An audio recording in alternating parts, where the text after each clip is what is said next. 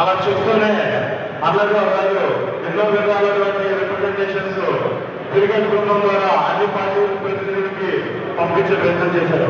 కానీ ఎక్కడా కూడా ఏ రాజకీయ పార్టీ కూడా ఇప్పుడు అధికారంలో ఉన్నటువంటి పార్టీ నాయకులు కానీ ప్రజాప్రతినిధులు కానీ వర్గీకరణ అంశాన్ని మాట్లాడకపోవడం, అలాగే వర్గీకరణని వాళ్ళ ఒక బాధ్యతగా చూసుకోవడం, మాదిరి భవిష్యత్తు కోసం మాట్లాడడం అనేది ఎక్కడ జరగలేదు.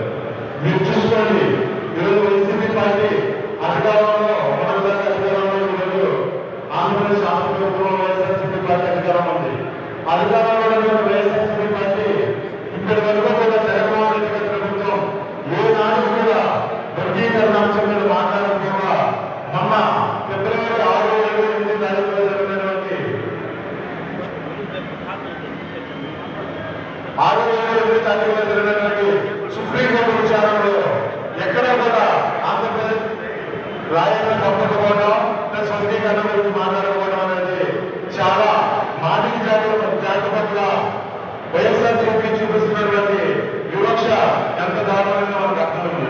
అలాగే చూసుకుంటే ఆంధ్రప్రదేశ్ లో ఎస్సీ రిజర్వ్ సీట్లు 29 ఉంటే 29లో మాదిరిని సంబంధించి మాదిరిని పొందించారు. అంటే సీట్లు కేటాయించిన విషయంలో కూడా మాదిరిని అన్యాయం చేస్తూ వచ్చారు.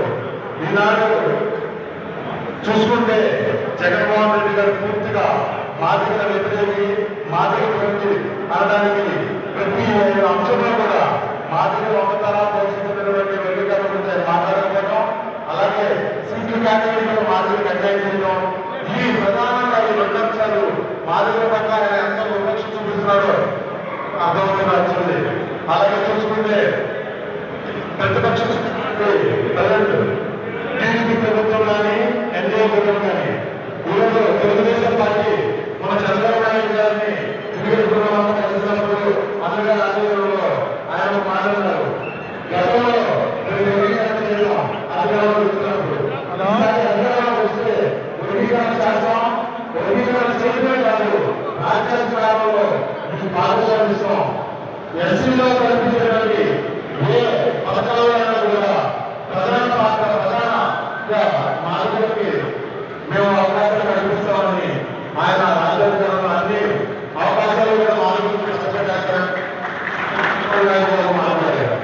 అలాగే కేంద్రంలో చూసుకుంటే నరేంద్ర మోదీ గారు కానీ, మన ప్రధానమంత్రి నరేంద్ర మోదీ గారు కానీ, అమిత్ షా గారు కానీ వర్గీకరణ అంశం తొలి దశలో ముందుకెళ్లే అంశంలో ఎంతో ప్రధాన పాత్ర పోషించి నవంబర్ 11 తారీఖు చూసుకుంటే మొన్న ఫిబ్రవరి 6, 7, 8 తారీఖులో చూసుకుంటే సుమారు 92 రోజుల్లోనే వర్గీకరణ అంశాన్ని ముందుకు తీసుకెళ్లే దశలో వాళ్ళు వర్గీకరణ అంశాన్ని సుప్రీంకోర్టు ముందు తీసుకెళ్లే దశలో కమిటీని ఏర్పాటు చేశారు.